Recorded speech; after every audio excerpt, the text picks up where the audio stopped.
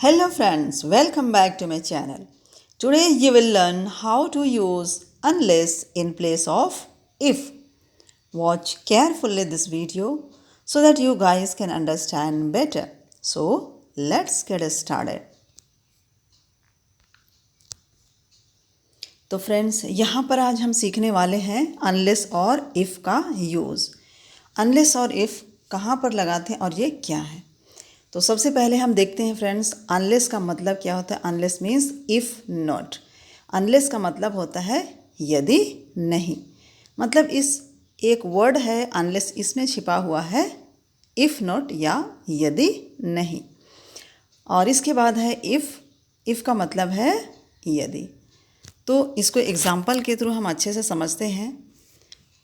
तो सबसे पहले देखते हैं कि क्वेश्चन पेपर में एग्ज़ाम में किस तरह से क्वेश्चन पूछा जाता है। यहाँ पे लिखा हुआ है rewrite the sentences using unless in place of if. मतलब इन प्लेस ऑफ इफ़ मतलब इफ़ के जगह में अनलेस का यूज़ करते हुए सेंटेंस को रीराइट करिए, मतलब फिर से लिखिए। तो देखते हैं यहाँ पर एग्ज़ाम्पल हमने दिया है। Example number 1, if you don't start now you will be late. If you don't start now you will be late. अब देखते हैं फ्रेंड्स इन जो सेंटेंस दिए हुए हैं जिसमें इफ़ का यूज़ किया हुआ है, इसको इफ़ को रिमूव करके हटा करके उसके जगह पे हम लगाते हैं क्या, अनलेस। तो अनलेस लगाएंगे तो सेंटेंस हमारा क्या बनेगा, कैसे बनेगा। If you don't start now you will be late, इसका हो जाएगा इफ़ की जगह पे unless. Unless you start now you will be late. पहले हम देखते हैं इसका अर्थ क्या होता है, पहले समझते हैं। If you don't start now, यदि आप अभी स्टार्ट नहीं करते हो, यू विल बी लेट, आप लेट हो जाओगे या आप लेट हो जाओगे। तो इसका मतलब क्या है, यदि आप अभी स्टार्ट नहीं करते तो आप लेट हो जाओगे। इसको हम अनलेस का यूज़ करके करेंगे इफ़ की जगह पे अनलेस यू स्टार्ट। यहाँ पे डोंट लिखा हुआ है तो यहाँ पे हम इस सेंटेंस में डोंट नहीं लिखेंगे जब हम अनलेस का यूज़ करते हैं। अब क्यों नहीं लिखेंगे, इसका कारण है क्योंकि अनलेस में स्वयं ही नोट छिपा हुआ है। तो दोबारा हम इसमें नोट का यूज़ नहीं करेंगे, तो हम लिख देंगे सीधा unless you start now you will be late. इसका मतलब क्या हो गया, यदि आप अभी स्टार्ट नहीं करते हैं, यदि आप अभी स्टार्ट नहीं करते, इसमें नोट तो नहीं दिखाई दे रहा बट अनलेस के अंदर में हमारा नोट छिपा हुआ है। Unless you start now you will be late, यदि आप अभी स्टार्ट नहीं करते हैं यू विल बी लेट, तो आप लेट हो जाएंगे। उसी तरह हमारा सेंटेंस है next, if he works hard he will pass. If he works hard he will pass, इसका मतलब क्या हो गया, इफ़ ही वर्क्स हार्ड, यदि वो हार्ड वर्क करता है, यदि वो हार्ड वर्क करता है तो ही विल पास, वो पास हो जाएगा। यदि वो हार्ड वर्क करता है तो पास हो जाएगा। यदि हम इफ़ की जगह पे लगा देते हैं क्या, अनलेस, तो इसका मतलब है यदि नहीं।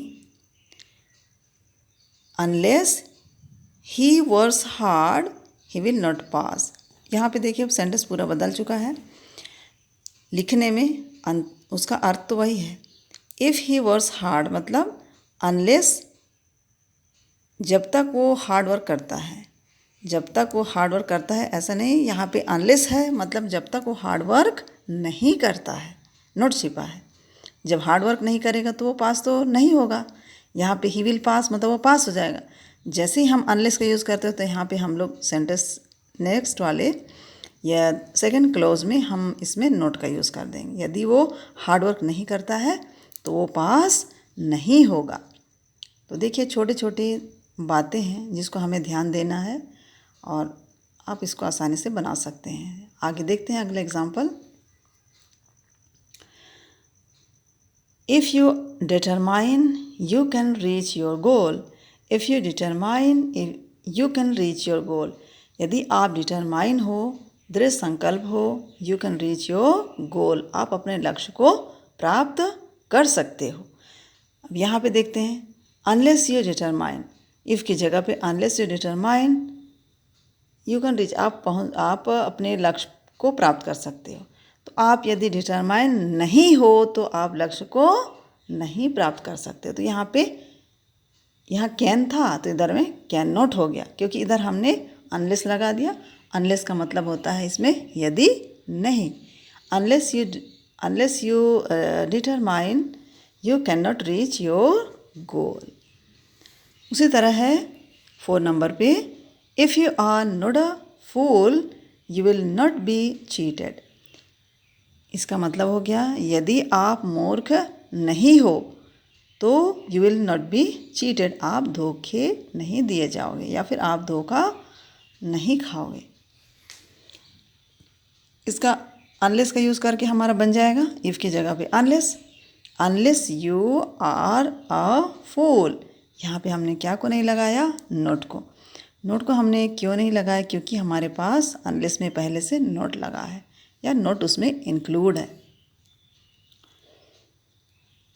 तो इसको देखते हैं, if you are not a fool, यदि आप फूल नहीं हो, मूर्ख नहीं हो, तो you will not be cheated, आप धोखे नहीं दिए जाओगे, आप धोखा नहीं खाओगे। और यहाँ पे इसका बनेगा unless you are a fool you will not be cheated. ठीक है। नेक्स्ट है 5th नंबर पे, if he does not hire a taxi he will miss the train. If he does not hire, यदि वो टैक्सी हायर, डज नॉट मतलब नहीं करता है, यदि वो टैक्सी हायर नहीं करता है, he will miss the train, वो ट्रेन को मिस कर देगा। यदि वो टैक्सी हायर नहीं करता है तो वो ट्रेन को मिस कर देगा।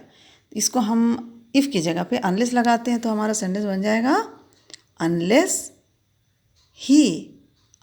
ही। अब यहाँ पे देखते हैं डज नॉट है, तो इसको हम छोड़ देंगे क्योंकि अनलेस में हमारा नोट आ चुका है।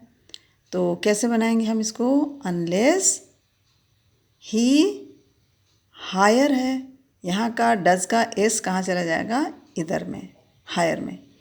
अनलेस ही हायर्स, क्या हायर्स करता है, नहीं है, अ टैक्सी, जब तक या फिर यदि वो टैक्सी हायर नहीं करता है,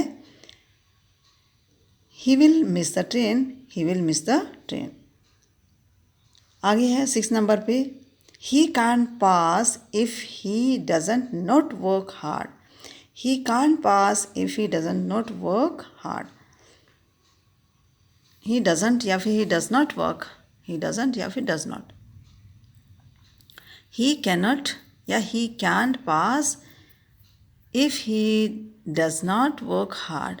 तो हम अनलेस का यूज़ कहाँ पे करेंगे, इफ़ के जगह पे। इधर वाले सेंटेंस जो सेकंड सेंटेंस या सेकंड क्लॉज उसको फर्स्ट में ले आते हैं।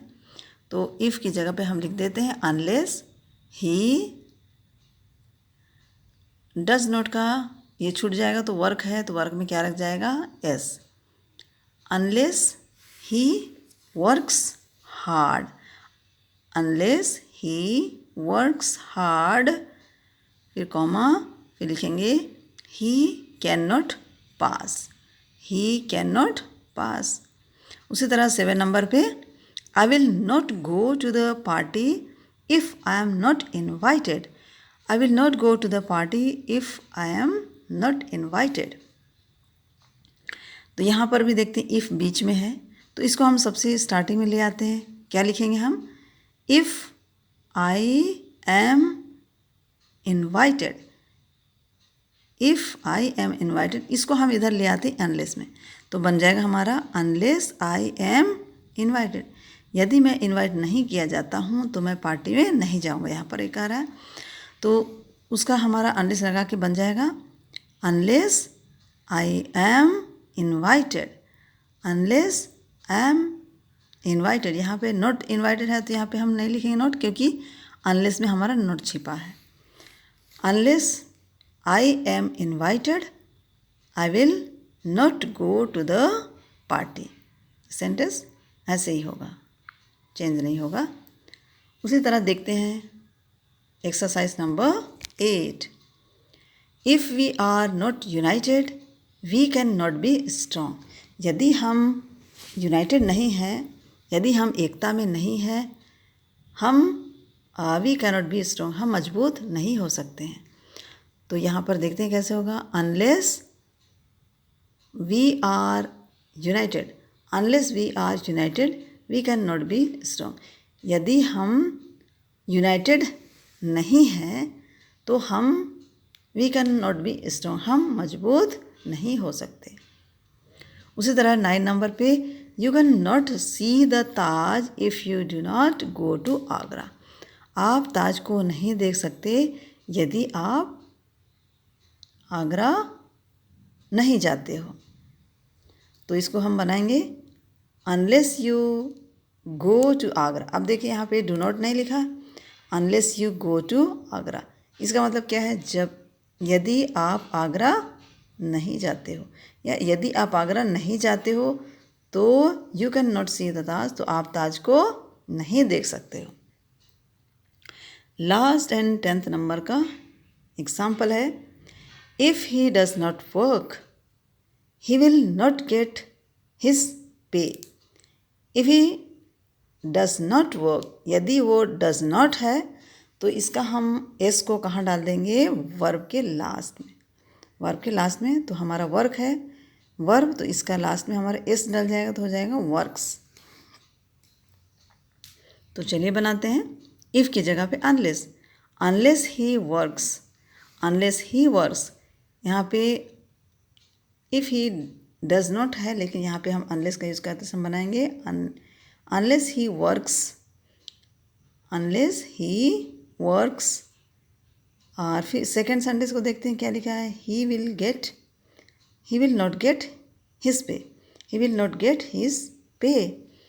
Unless he works he will not get his पे मतलब क्या है, यदि वो काम नहीं करता है तो उसको वह वेतन नहीं दिया जाएगा। मतलब यदि वो काम नहीं करता है तो उसे वेतन नहीं दिया जाएगा या वह वेतन नहीं पाएगा।